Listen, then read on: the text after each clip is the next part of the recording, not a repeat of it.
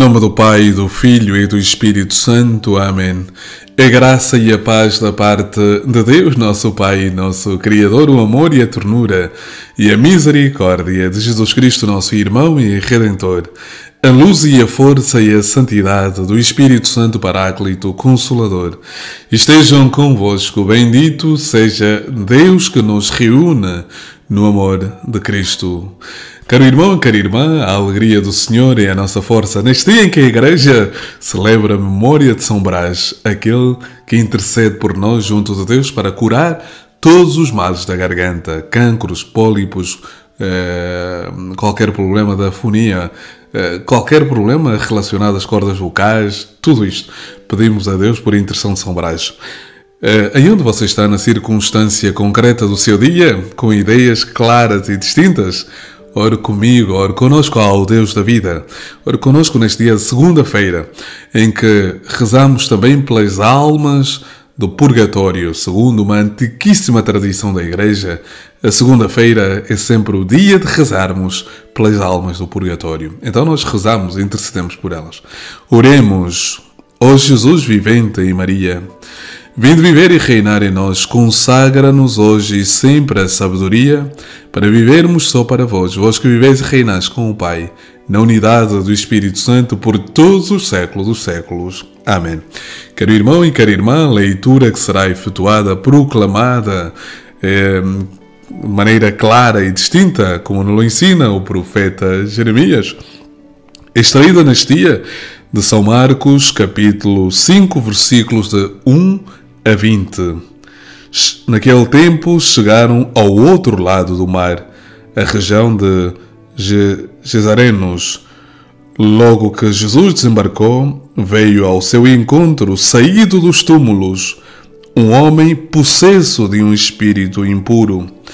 Tinha nos túmulos a sua morada, e ninguém conseguia prendê-lo, nem mesmo com uma corrente, pois já fora preso várias vezes com grilhões e correntes, e quebrar as correntes e despedaçar os grilhões, ninguém era capaz de o dominar. Andava sempre, dia e noite, entre os túmulos e pelos montes a gritar, ferindo-se com pedras. Avistando Jesus ao longe, correu, prostrou-se diante dele e disse em alta voz: Que tens a ver comigo, ó Jesus, Filho de Deus Altíssimo? Conjuro-te por Deus que não me atormentes. Efetivamente, Jesus estava a dizer-lhe: Sai deste homem espírito impuro. Perguntou-lhe em seguida: Qual é o teu nome? Respondeu: Legião é o meu nome, porque somos muitos. E suplicavam-lhe insistentemente que os não expulsasse daquela região. Ora, ali próximo do monte andava a pastar uma vara de porcos, e os espíritos impuros suplicaram a Jesus: Manda-nos para os porcos e entraremos neles. Jesus consentiu. Então os espíritos impuros saíram e entraram nos porcos, e a vara, cerca de uns 2000, lançou-se ao mar e ali se afogou. Os guardas fugiram e levaram a notícia à cidade e aos campos. Muitos foram ver o que se tinha passado.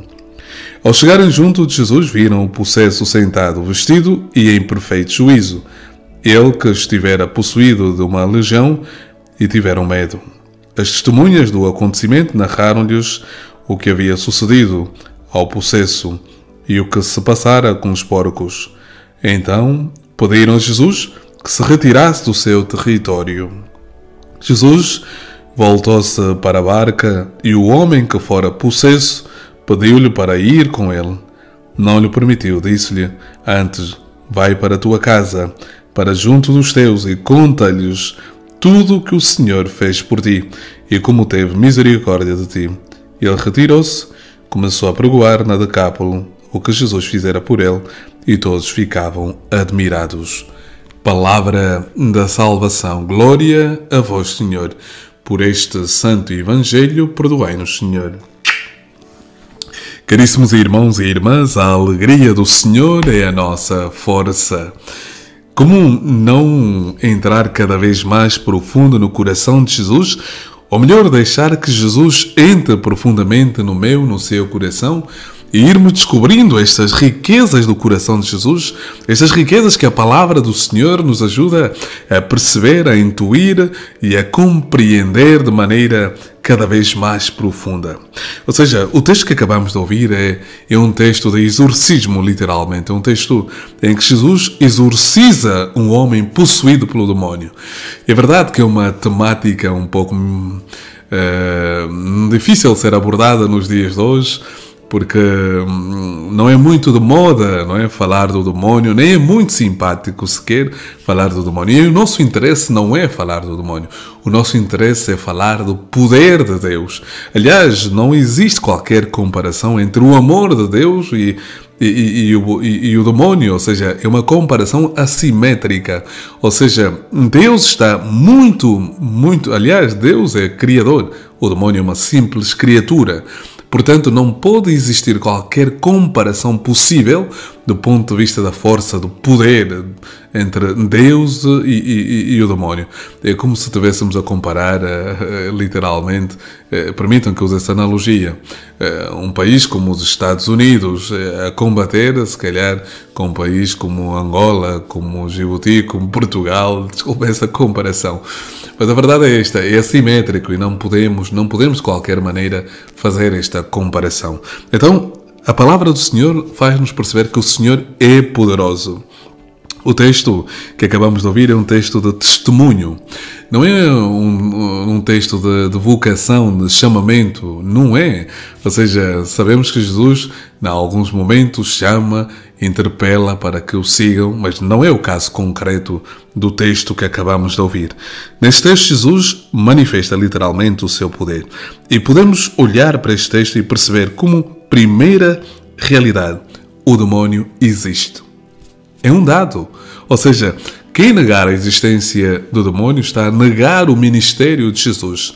Quem negar a ação do demónio na vida do ser humano, o poder que o demónio pode exercer sobre a pessoa, então estamos a negar a ação missionária de Jesus. E a palavra de Deus deste dia é clara. O demónio existe. Segunda realidade, o demónio pode possuir um corpo. O demónio pode apoderar-se de alguém. Pode. Mas terceiro, e que é mais convidativo, um corpo habitado por Deus não tem espaço para o demónio. Aliás, o demónio não coabita com a presença de Deus. E vocês me podiam dizer, mas então o joio e o trigo não coabitam? Não, caríssimos irmãos e irmãs. O joio vai ser erradicado. E é esse exercício constante que nós temos de atuar na nossa própria vida. Porque cada um de nós, infelizmente, traz os seus demónios também dentro. Ou seja, os seus pecados, as suas incoerências, as suas faltas, as suas limitações. E é exatamente nesse contexto em que nós, pedindo ao Divino Espírito Santo, pedindo a Jesus que manda o Espírito Santo para que nós tenhamos a força de exorcizar do nosso coração, da nossa vida, esse demónio que nos quer falar. Há situações em que se deve recorrer ao exorcismo como sacramento, ou seja, recorrendo a um padre exorcista. Mas a verdade é que a maior parte dos casos que são as nossas fragilidades, as nossas debilidades, os nossos vícios, nós podemos auto-exorcizar o mal em nós. Em que sentido? Atenção, faça-me perceber. Se eu tenho um determinado vício e eu posso, através da força da oração, através da força e do poder da oração, e pedir ao Senhor que seja erradicada na minha vida qualquer tendência para a autodestruição. Quando olhamos para a vida do endemoniado, ele tem atitudes de autodestruição, atitudes de automutilação, de um suicídio progressivo. Ou seja, este homem passava a vida no cemitério, nos túmulos, ou seja, sem luz, sem relação, ou seja, estava completamente apagado. E este homem teve a sorte de encontrar-se com Jesus. E o demónio sente-se inquieto, mas o homem corre, vai ao encontro de Jesus, prostra-se. O demónio não resiste diante de Jesus. Ele reconhece que Jesus é Deus, que o Senhor é o El Shaddai, Ele é o Pantocrator, Ele é o poderoso. E, portanto, não há mal que resista diante do Senhor. E quando tu, meu irmão e minha irmã, estás possuída pelo Senhor, não há outro tipo de possessão que possa tomar conta da sua vida. Portanto, deixe que Jesus entre no teu coração. Desde que Jesus entre na tua vida. Eu não sei o que estás a viver neste momento, eu não sei quais são as tuas dificuldades, não sei quais são as tuas batalhas, não sei quais são os teus vícios, não sei que tipo de desequilíbrio e desarmonia existe dentro do teu coração. Pensemos como o demónio apodera-se muitas vezes da vida das pessoas através de uma tristeza profunda, através de um vício, através da abertura que se dá a ele mesmo. Portanto, hoje precisamos pedir ao Senhor com fé: Senhor, exorciza o meu coração, para que eu tenha espaço só para vós, para que no meu coração haja apenas amor para ti, que eu não viva dividido, que eu viva plenamente enraizado em Cristo Jesus, que eu viva plenamente unido a Jesus, e este é o caminho. Então o Senhor agora pedirá de mim e de ti que cada um dê testemunho. O testemunho é uma força poderosa. O testemunho é fazer com que o Evangelho seja uma realidade viva, ou seja, assim como na vida dos santos da Igreja, assim como na Igreja, nos seus santos, a palavra do Senhor continua a ser uma realidade viva na vida dos cristãos, passa a redundância. E nós precisamos ser esta força viva do Evangelho no meio em que vivemos, levando Jesus a todos e todas a Jesus. O Senhor esteja convosco. Ele está no meio de nós. Abençoe-vos Deus Todo-Poderoso, o Pai, o Filho e o Espírito Santo. Amém. A alegria do Senhor é a nossa força. Amém.